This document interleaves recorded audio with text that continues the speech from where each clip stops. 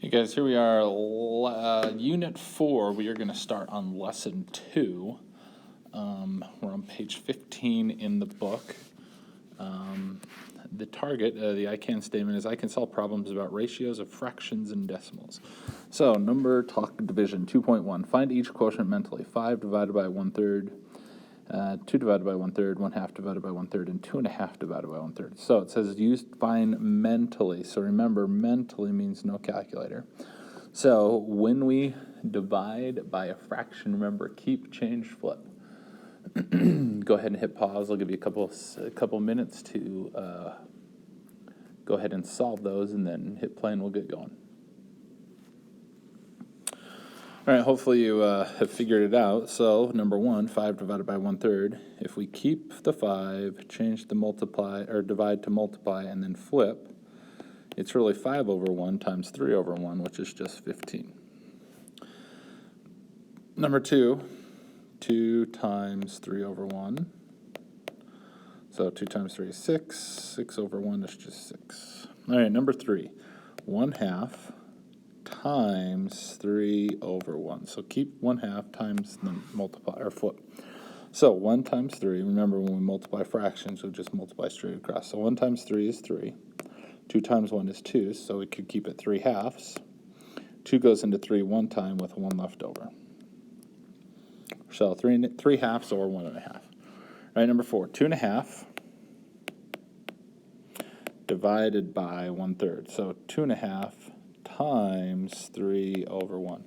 The problem with this is we have a mixed number. We have to turn that into an improper fraction first. So 2 times 2 is 4, plus 1 is 5. So it's really 5/2 times 3 over 1. So 5 times 3 is 15. 2 times 1 is 2. 2 goes into 15 7 times with 1 left over. So we could have 15/2 or 7.5. Okay? So if we turn the page, look at page 16.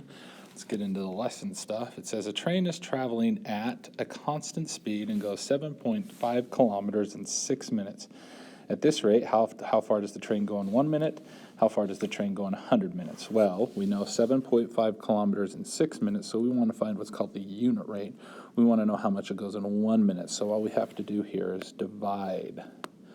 We go 7.5 divided by 6. So using my calculator, go ahead and grab it real fast. There it is. 7.5 divided by 6. I get 1.25.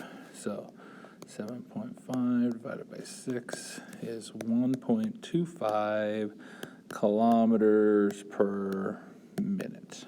Okay? So I just divided the two. Okay, so number 2 says how far does it go in 100 minutes? So we know it goes 1.25 in 1 minute, so we just have to go 1.25 times 100 minutes. And we get 125 kilometers. Okay? So to find the unit rate, we just divide. So 6 minutes down to 1 minute, we divide by 6. So we're going to divide the other by 6 as well. 2.3. On the bottom of page 16, it says Lynn ran 2 3/4 miles in 2/5 of an hour. Noah ran 8 2/3 miles in 4/3 of an hour. Pick one of the questions that was displayed, but don't tell anyone. You pick and find the answer to a question. When you and your partner are both done, share the answers you got. Switch your partner. So, I think the questions are how fast are they going, who ran faster, and so let's just solve that. So let's just figure out who ran faster. So what we need to do is we need to figure out how far they're going in 1 hour. So we need to find the unit rate. So just like the train problem, we need to divide. So we're going to go 2 3/4.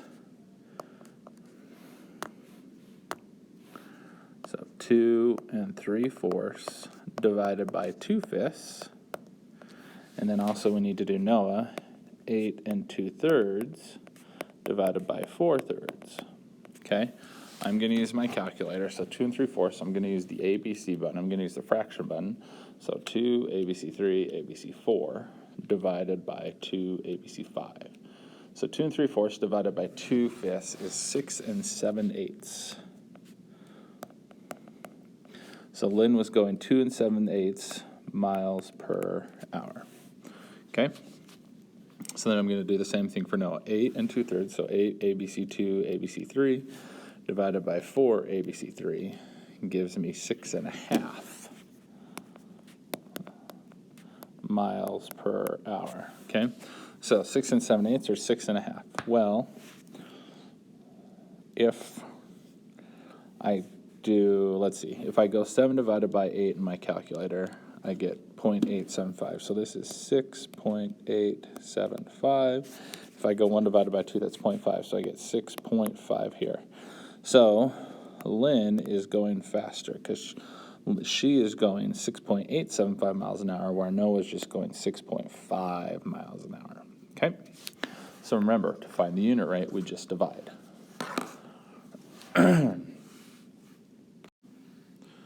All right, and then scaling the Mona Lisa, we're going to go ahead and skip. So if we look at the summary is on the top of page 18. So it says there are 12 inches in a foot, so we can say for every foot there are 12 inches, or the ratio of feet to inches is 1 to 12. We can find the unit rates by dividing the numbers in this ratio. So if we go 1 foot divided by 12 inches, we get 1/12. So there's 1/12 foot per inch. Or if we go the other way, 12 divided by 1, we can say there's 12 inches per foot. The numbers in the ratio can be fractions, and we calculate the unit rates the same way, by dividing the numbers in the ratio. So remember, to find the unit rate, we divide the numbers that we're talking about in the ratio. For example, if someone runs 3/4 of a mile in 11.5 minutes, the ratio of minutes to miles is 11/2 to 3/4.